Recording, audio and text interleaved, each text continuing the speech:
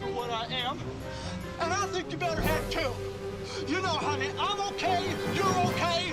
That there's what it is. I know, but honey.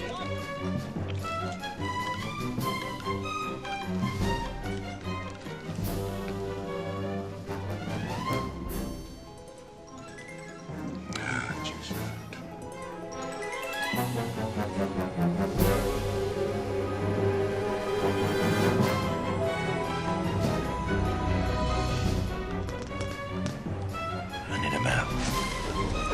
I hate this! I know you do!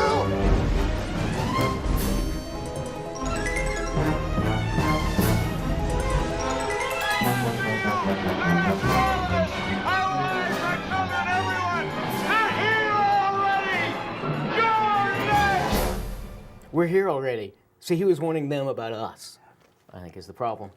And you're next? Yes, and you are? Oh, I'm Mark. And I'm Tom. And we are the Cinemaniacs. Cinemaniacs. So, it's like we've been doing this for a while. Shocking revelations. Yes. This just revealed to me you worked for Troma. Oh, well, yeah, thanks. He worked for That's a big Troma. part of my resume, right? Toxic Avenger 2. And what was that you did on Toxic Avenger 2? It's like second unit stuff, camera.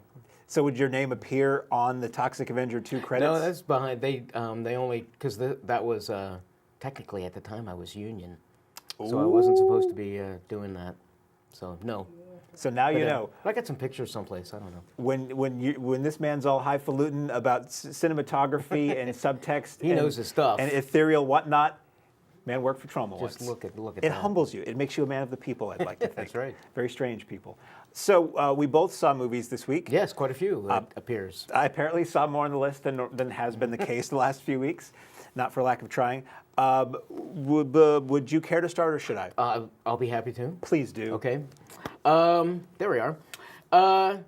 It can be difficult when you're fatherless. Dad never leaves you around. This would almost be actually not a Disney movie, because isn't Disney movies, Dad's usually gone. Well, he is gone. Wait, I don't know what I'm talking about. Young girl has difficulty getting through life. Dad always leaves her alone. But she's going to go off and try to save his name and their reputation and everything like that. Dad's an old archaeologist. You might see senses of Indiana Jones. He follows in his footsteps. His young daughter is going to grow up and become a Tomb Raider. To equal the crisp, delicious flavor of hot popcorn that's bathed in real melted butter. So we've just finished reviewing it amongst ourselves. So next up, yes. I was really looking forward to this. I don't remember the Angelina Jolie movies. There's your first mistake, by the way. Right, really looking forward to anything. But anyway, go ahead. Well, that's right. I mean, with all the Star Wars movies and everything, you expect so much. But I wasn't expecting so much. I was expecting just fun, way over the top action, and you know, it's based on a video game. So what do you want? When I left the theater, and I'm sure this is going to be on the boxes, you know, when it comes out on video, the two words that I used to describe this were stunningly boring. I couldn't believe how bored and uninvolved I was in this movie. It was very well made. And for what they were doing, performances were good. So I'm trying to think if I do a 0 to 10 scale. And, you know, 0 is just totally, 0 for me is Freddy Got Fingered, if you remember that one. Just absolutely horrible. I'm trying to be generous and give this a 2. My gut reaction is to give it a 1. I just thought it was awful. This is interesting. This is a rare occasion where we split. Okay. Okay, I didn't have any interest in seeing this. Right. I did it for you. I didn't love the first 2 Tomb Raiders. I saw them in the theater or at the drive-in or something, and they were fine. They were big, dumb action movies for what they were at the time.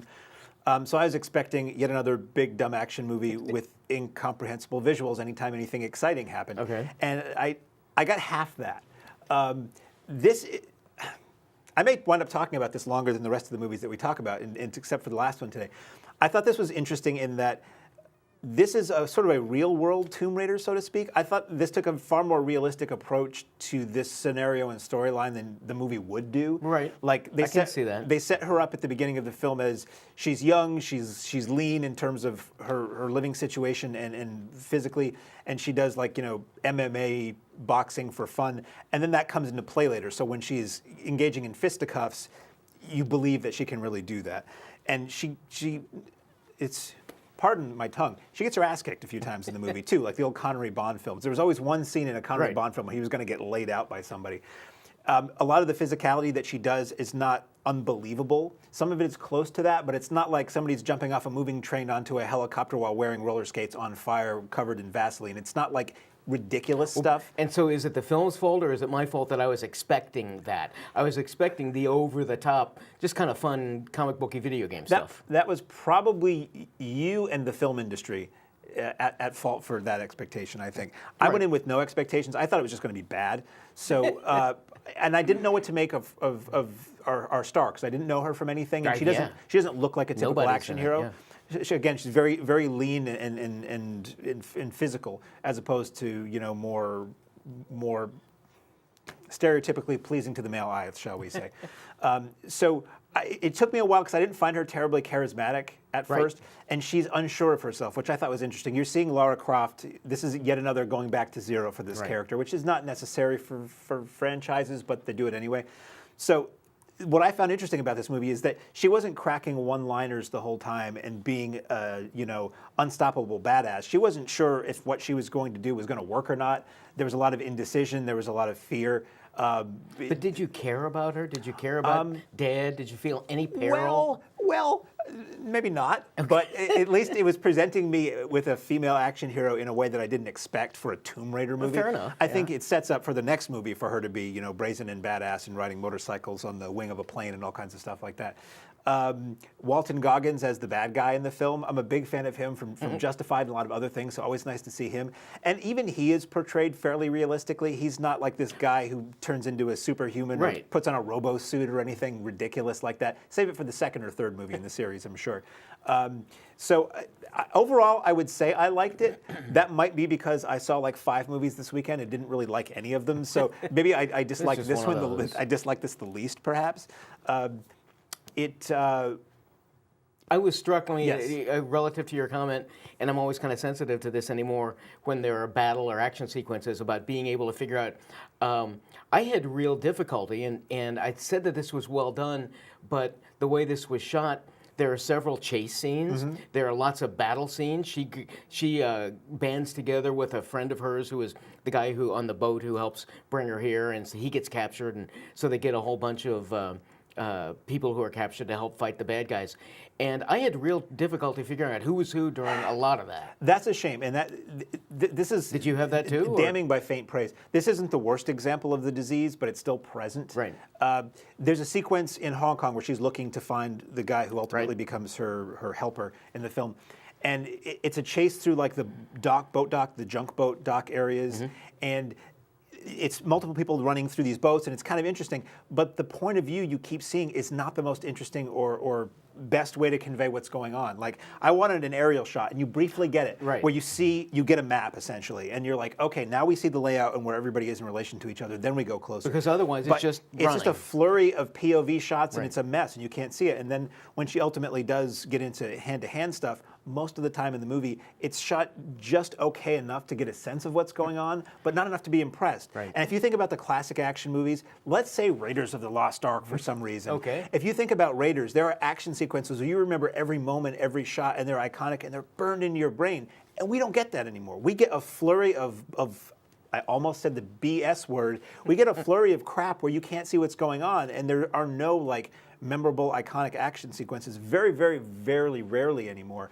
And this movie had multiple moments where I wouldn't say they would have been iconic, but they would have been memorable. You would have walked out of the theater and said, oh, that part when this happened, and that part when that happened. And you kind of get a little bit of, she's on this World War II bomber that's all rusted out and perched atop a waterfall, and she has to like work her way through that. That was kind of cool.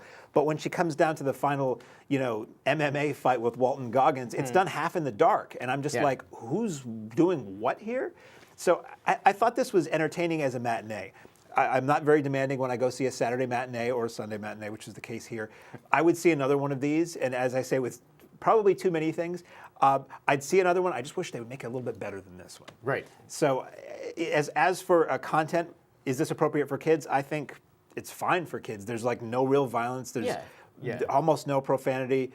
God forbid there's no nudity in the film. It's really pretty, and as far as like a movie for young girls who want to see a kick-ass female hero who uses her brains as much as her body in the movie, you could do a lot worse than Tomb Raider. As you were discussing that, I got to thinking, and I never consciously considered this, but also I'm wondering if in the back of my mind I'm expecting Gal Gadot. I'm wanting to see Diana up there. Has she ruined it for everybody else? Is any female character going to have to stand up to Wonder Woman for me anymore? Probably so. I don't know. So your review is stunningly boring. Stunningly boring, No, a 2. Alicia Vikander is no Gal Gadot. Right, that's it. I wish we had somebody out there who was really good at mocking up posters and putting these just Right, terrible taglines on posters and box covers for us. Speaking of love, I haven't seen this, so let's give it a shot. A young man who is homosexual decides to come out to his parents and the world and finds out if he can indeed find love. Simon?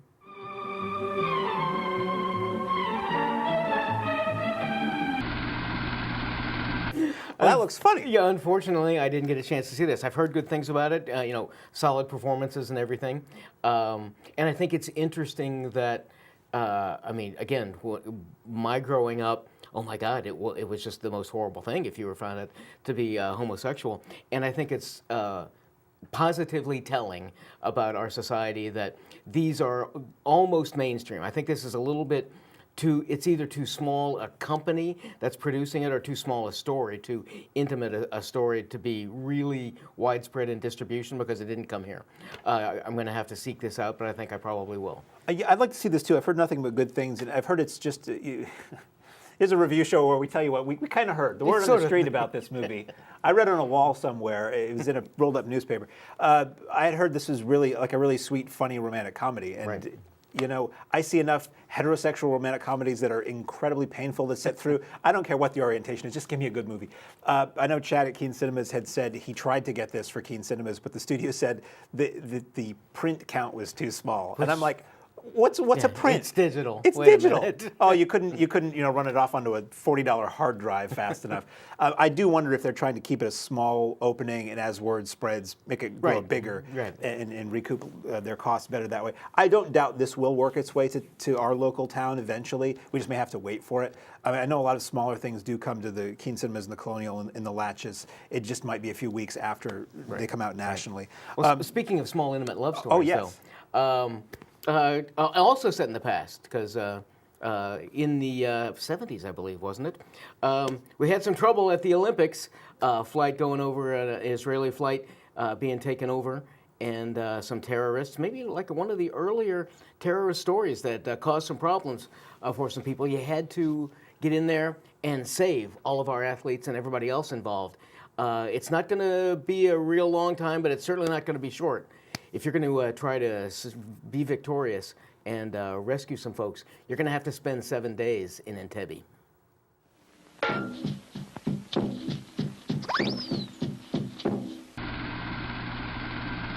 There have been, I think, several iterations. I didn't get a chance to see this. I was certainly thinking this was going to be a pretty wide distribution. And again, either at the Latches, who is our sponsor. Thanks very much for that. Or at the local King Cinemas. This looked like something that would be pretty widely released, PG-13. So it obviously, I think they're trying to cut it down so it would appeal to more folks. But it didn't come here.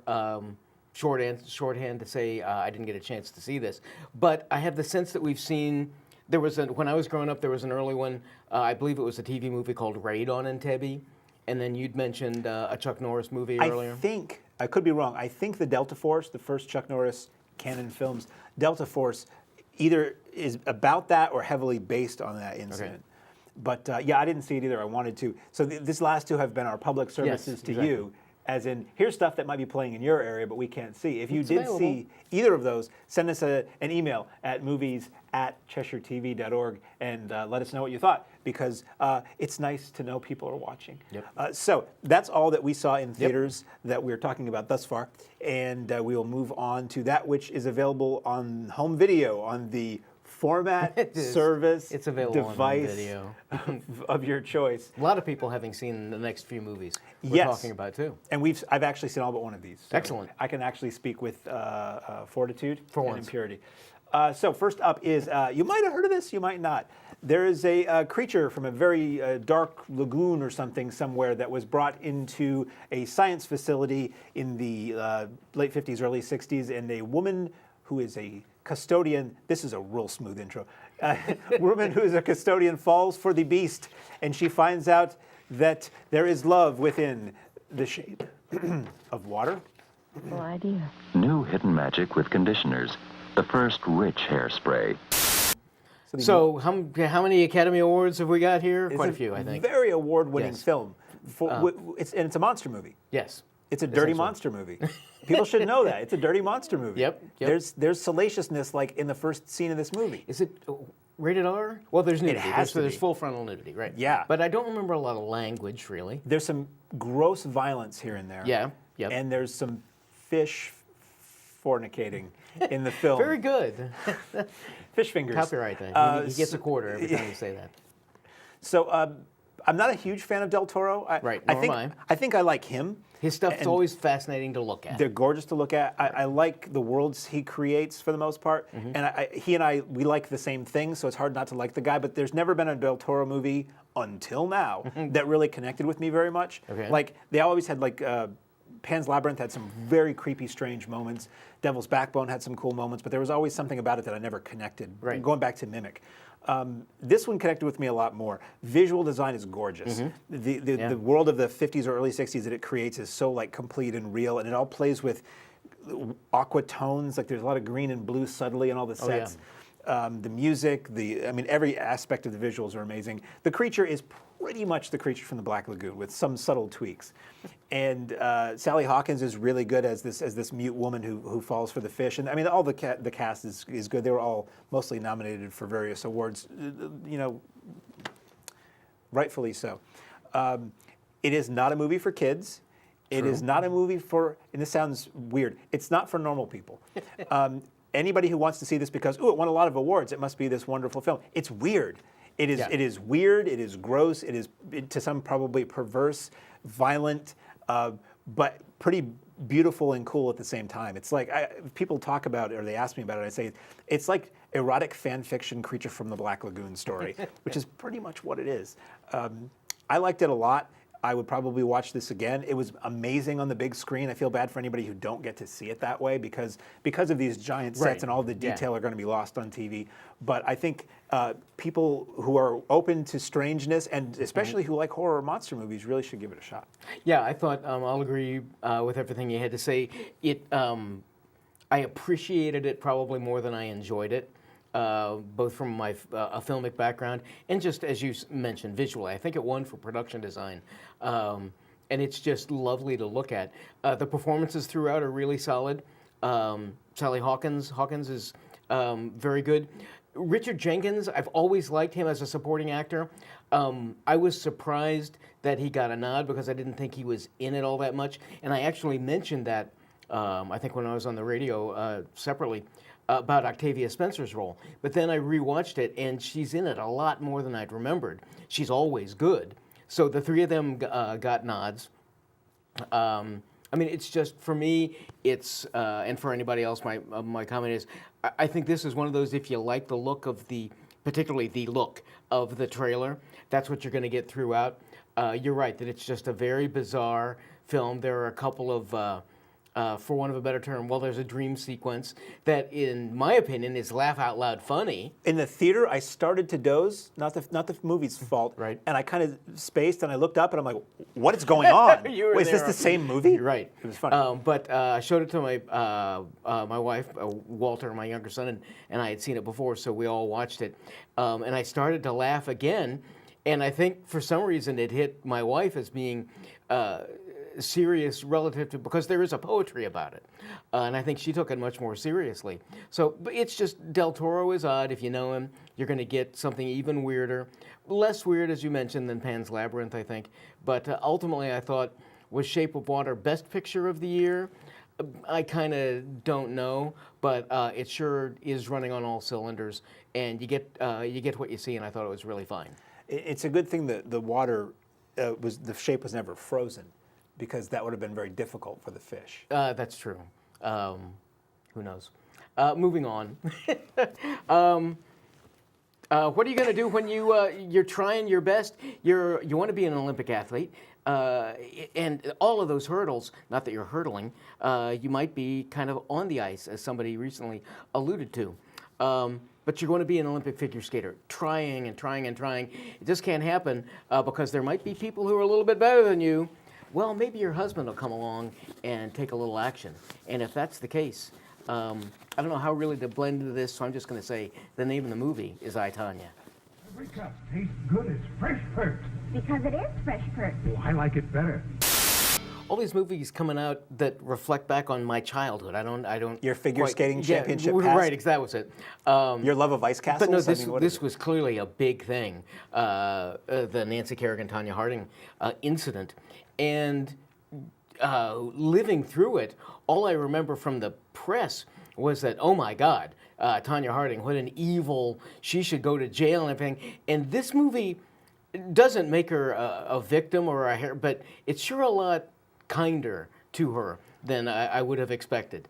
Ultimately, my comment is the story really worth a full-length movie? I'm not sure, but Margot Robbie is spectacular in this, and as solid as Allison Janney was, and I love her too, I just felt she got ripped off for not getting an Oscar for her performance, because she was great. This was one that I remember when that happened, and that was and this movie sort of pushes that angle a little bit too. This was sort of the beginning of the modern tabloid TV, latching on to salacious stories and just constant 24-hour news cycle. You're so sick of hearing about every little non-development in a story.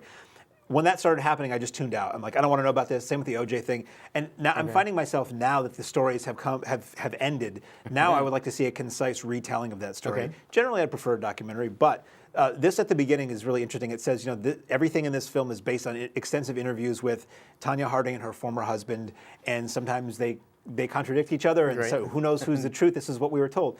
So you don't necessarily take it as the truth. It is, her truth, or what she would like people to believe. It is really well done. It's really funny. I've never enjoyed ZZ Top's song "Sleeping Bag" more than seeing it used in an ice skating sequence in this film. It's good looking for the most part. Yeah. It's not. I wouldn't necessarily call it a comedy. There's a lot of pretty dark, unpleasant stuff in here. I was surprised at how many funny moments there were, though. You're right. And, I mean, it reminds me of almost of Fargo in some ways, where some incompetent criminals get together to try to do some really smart thing they think, but they're not smart enough to do it correctly. Everybody in it is quite good. As you said, Robbie, she's really good. Yeah, she's wonderful. Let's get it all out in the open. Sometimes when an actress or an actor are very good looking, you think they're just there for their looks. Right. They're not really good. She's really good. Like, the only good thing about Suicide Squad was her in it. Yeah. And this movie is all her. I mean, she's really good in everything she does. And Allison Janney was great, and Sebastian Stan was great, and the guy who played the dim-witted bodyguard is hilarious. And again, this was when I went to the History versus Hollywood website and looked it up afterwards, and a lot of this is pretty accurate according to the events in the story. So if you remember the story, this is a nice condensed way of seeing inside that story now. If you never heard of this story, well, this is a fresh piece of fiction as far as you're concerned, and as far as some people are concerned, this may actually be a piece of fiction. Actually be fiction. So up next, speaking of filthy animals, Yes. which we weren't. Well, you'd say if it wasn't true, it's a whole bunch of bull anyway. Exactly. See, I'm working on it. He's good. This is an animated feature, which I saw in the theater, and I will tell you about briefly now in very roundabout terms with the title at the end. Oops, I gave the formula away. What are you going to do? Who are you going to call when you need a lot of bull to fight, and the bull, he might not want to fight? Well, you and all his barnyard pals, and his name's Ferdinand. They've left their fields and barns. They're marching from the farms because kids don't drink enough milk. I liked it. Oh, I did too. I didn't know what to expect going in. Right. And I saw this when I was on the road one day, and it was pretty funny. Like, Mm-hmm. I was laughing out loud during some. There's a sequence. I hate to ever give. And I don't know if the show suffers for this. I hate to ever talk about the plot of these movies because I feel like a movie is best experienced, fresh, washing over you. Right. But I guess most people probably want to know what a movie's about before they pay for it. So maybe I'm weird. So basically, Ferdinand is a bull who's been taken to a bull farm where he's one by one the bulls are taken off. It's the Citizen Kane of bulls. It might be. Gotta get home. Is there a better one than this? I don't know. There's a farm where all the little bulls see their fathers taken off to go in bullfights, and sometimes they come back, and sometimes they don't. Right. And this film, I was surprised, gets into a little bit of what happens to animals who are beefy. And there's an adventurous chase scene through an abattoir, a comedy chase scene through an abattoir. And I'm like, wow, they're really not making any bones about what happens to some of these animals. My favorite part of the movie is he finds himself in a china shop. Yes, and it's right. Really good visual, physical comedy and clever. And I was just giggling and laughing my head off. And it felt like something you would have seen in a Chaplin or a Buster Keaton movie. Yeah. And there's some good chase scenes because it's a kid's movie and all that. But it was beautiful to look at. It was actually funny, a little touching at times, and I had a really good time with the movie. And again, maybe because my expectations were at zero, right. But as a grown-up, I didn't feel like the jokes were pandering to me or to the kids. I felt like they were just funny. Right. I agree completely. I went into this thinking, here's where, similar to what I'm probably going to discuss next week, there's a movie coming out this coming weekend that this is where we pay our dues to bring this stuff to you, because I'm not looking forward to seeing it. But I wasn't dreading this, but it was going to be one of those of, well, got to pay your dues. And what a surprise. For some reason, I found myself enjoying the animation. It felt like an old Chuck Jones, Bugs Bunny style animation that I haven't seen for so long. As wonderful as the Pixar things are, it's not, I just love the old cell animation, and it felt like a throwback in a positive way to that.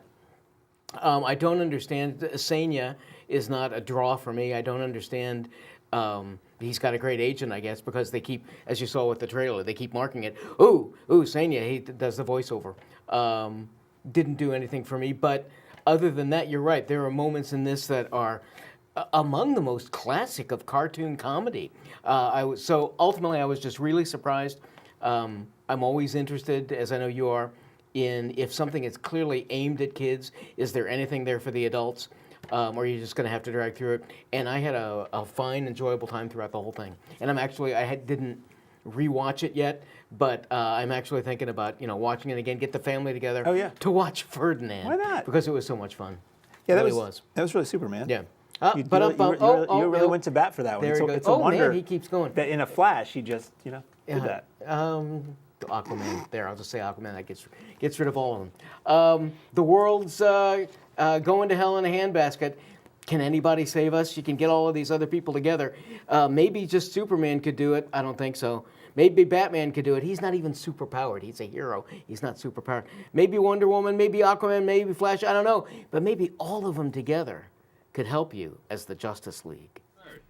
Comes from Mars. Hey, I thought Superman was dead. What? He died in one of the movies. I thought he was going to be gone forever. What a surprise. Anyway, I'll jump in. I was not looking forward to this. First of all, and I know they're huge attractions because, these movies that have every superhero you can possibly imagine. What I don't like about them is if you're a big Wonder Woman fan, she's only in it for like 10 minutes. If you're a big Superman fan, there's just a little bit. She's only in it for the best 10 minutes. Right, exactly. But I'll comment on something else about the time that she's in it, though. So you only get little snippets of it. But that's that going in when you get one of these. Aquaman, really? A guy who swims around and he has a trident or something like that? It's a 5 Talk to fish? Flash, I guess? Why isn't the Flash the most powerful superhero in the entire world? Because he can move so fast and he can do everything, and I guess maybe he couldn't take out Wonder Woman or Superman, but so anyway, I just find, and I can't believe I'm saying this about a superhero movie, I just find all this stuff kind of hard to believe. It stretches even its limited believability. And I thought the action was kind of unwatchable. I thought it was really long and drawn out. Didn't like it. I expected to hate it from the trailers. It looked stupid from the trailers and with just too much bad CGI. Yeah. So again, going in, expectations were subterranean, and I was okay with it. As a throwaway matinee, kind of fun, funnier than I expected, because the DC stuff tends to be really. It was funnier, right? And it was lighter than I expected. The Wonder Woman stuff obviously is the best stuff in the movie. Flash I didn't hate as much as I thought I would. I thought he'd be annoying, and he kind of wasn't. But again, it seems pointless. It all seems like DC going, we have an all-star team too. Right, we can make an all-star team wait too. A minute, what about us? A little too late. And Aquaman, I liked more than I thought I would because he just looks like this biker, this Rob Zombie-looking biker dude, and then just like, okay, great, whatever. But anyway, I liked it better than I thought. The worst part of this movie, originally directed by Zack Snyder, he had to leave due to family problems, unfortunate family problems. So Joss Whedon, Mr. Avengers, comes in to do some more stuff, and they had to do reshoots. And Henry Cavill Superman had already moved on to the new Mission Impossible, where he had a big old lip bush going on there, and they shot him that way, and then they had to CG out the mustache and all the shots. And when you watch the movie, they must have reshot 99% of what he does in this movie, because the whole time his mouth has this weird animated, like when they make babies talk in commercials in the 90s, his mouth has that look, and it's crazy distracting. Maybe less so at home, but on the big screen, you're like, what is going on there? Other than that, it was fun enough. It was a throwaway movie. I have a different problem with it. One of the things that I was most impressed by in the Wonder Woman, and I'll keep coming back to that as many times as possible. I'll always come back to Wonder Woman because it was my favorite movie of last year. Was it because it was directed by a woman? Probably. But throughout all of the thing, as beautiful as Gal Gadot is, you didn't have the voyeuristic camera looming up top and looking down her shirt or upper dress or anything like that. And I just respected that so much. Here was a character. She's a superhero, and that's all she's there for. Boy, cut to, and I have to blame Whedon, I guess, or Snyder. Or Snyder, I suppose. But cut to Justice League, and now we're back. We're looking down her top and everything like that, and she's not there to save the world. She's there to be looked at, and so I was really disappointed in that. But beyond that, she's my favorite character in the whole thing. I had fun bringing Superman back. Sure, Superman's going to come back. He comes back in kind of a bad mood, and so that's sort of enjoyable as well. And you're right about it being funnier than I thought it would be. I kind of liked Ben Affleck, actually, as Batman, and so he was tossing around some fun lines. So it was more enjoyable than I had thought, but I think you're right that this has been so long coming because DC knew they were way behind the 8 ball since Marvel was so out in front with all the Avengers movies that they had to get these going. But I just don't think they're nearly as successful as the individual films were. So I wasn't crazy about Justice League. So you thought this was sort of a creative catastrophe? It was absolutely. I think he works on these after. I don't listen to a thing he says. I'm show. figuring out what I'm going to say exactly before the next movie. But it wasn't nearly as bad as a movie. You may have heard of the director Tommy Wiseau. He's done some not really greatest things. He did one called The Room, often considered to be the worst contemporary movie ever made. Strangely enough, a couple of guys named Franco decided that they wanted to get out and tell his story. So James Franco and his brother retell the story about a guy who is so bad at movie making, they call him the disaster artist. Wide open style that really lets you have it. Schmidt, Big Mouth. To really appreciate this movie, You have to. You have to see The Room first. So if you're interested in it, go rent The Room, which is Wiseau's actual film. Suffer. Oh my God, it's so bad. It's awful. And then watch. Obviously, whatever Franco did was unfortunate anyway, relative to the sexual harassment charges that he faced. But coming out and it being revealed clearly cost him an Academy Award nod because he is unbelievable. I like his brother, and his brother's good, maybe more appealing even. But Franco's impersonation of Wiseau, I often forgot that it wasn't. There's some subtle makeup going on too. Yeah. But his mannerisms and everything, it's just stunning how they recreate some of the stuff. I just really enjoyed The Disaster Artist. Just to see the kind of the behind the scenes thing. Strange, and I'd be interested to know at some point why the Francos decided to take this on. But it was a pretty interesting film and some great performances. Yeah, I thought it was quite good. I'd seen The Room. I think the only way I've seen it, there's a Riff Tracks version. So I've never actually seen. Yes. I've never been brave enough to watch it by itself. Probably it's a midnight movie thing with a crowd. I'm sure it's a blast. So this is a fun behind the scenes to see where did this thing come from and who is this guy. It doesn't still answer that question. It doesn't. That's right. It is sort of an American success story. It's a guy clearly from somewhere else who had this crazy dream and no particular talent, and somehow he is famous and probably. Well, I guess he was well off before that anyway, but this man has made a career in the film industry for not being good at it. Well, and that's what I remember watching after I watched this was how positive it is on him. Because I was expecting a Wiseau, what a moron, and he's such a loser, and this is really very much the dreamer aspect of it. Right. So, moving right along to the Arrow Video Corner, which is my favorite part of the show. I think we're going to jump right into it. Oh, got right you in the this pick time. attack. So we have one. Let's just say one film. If I get through that, we might have more.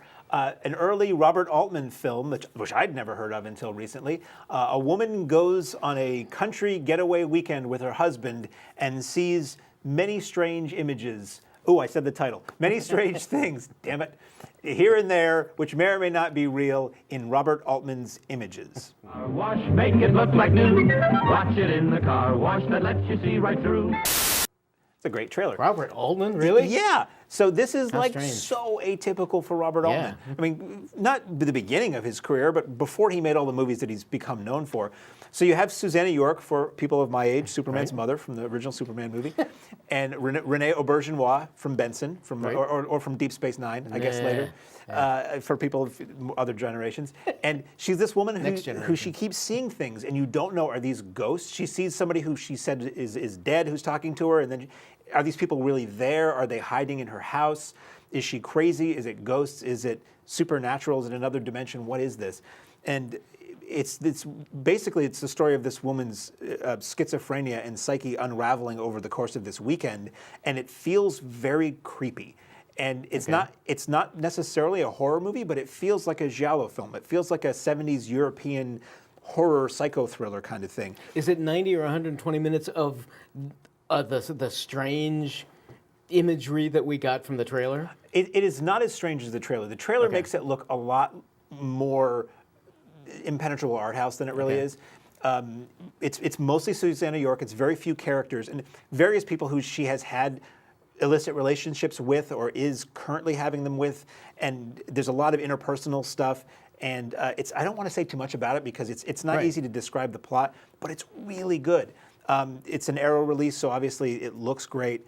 There's a lot of extras that are ported over from earlier releases. So you've got a select commentary by Robert Altman, who's dead, some video features with Altman, some stuff with some various critics. There's a commentary that runs throughout with two female critics, very scholarly, film theoretical, historical kind of stuff, analytical of the film itself. It's a really, really great package. I believe this is an Arrow Academy release, which is sort of the more art house stuff. Right. But like Scalpel a few weeks ago, this like blew me away. I've never heard of this movie until the disc showed up, and it's really good. And it's like, why haven't I heard of this? Why does nobody talk about this movie? It's really good because it kept me guessing up until the last moment of the film. What is reality here?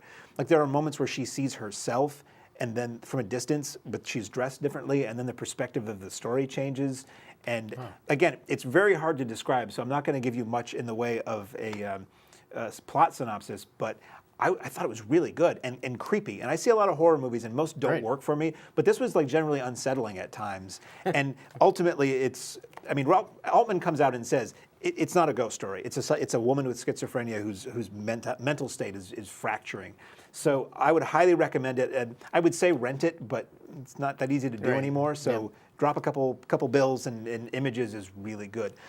There's another release I was going to talk about, but we don't have time, so we're going to skip that. We're going to carry that over to next week. I will say there's an Arrow double feature of A Pistol for Ringo and The Return of Ringo, two early spaghetti westerns, Spanish-Italian co-productions, that is out this week. I thought it was pretty good. I will give you the details of that next week. Until then, yes, I'm Mark. And I'm Tom. And we are the Cinemaniacs.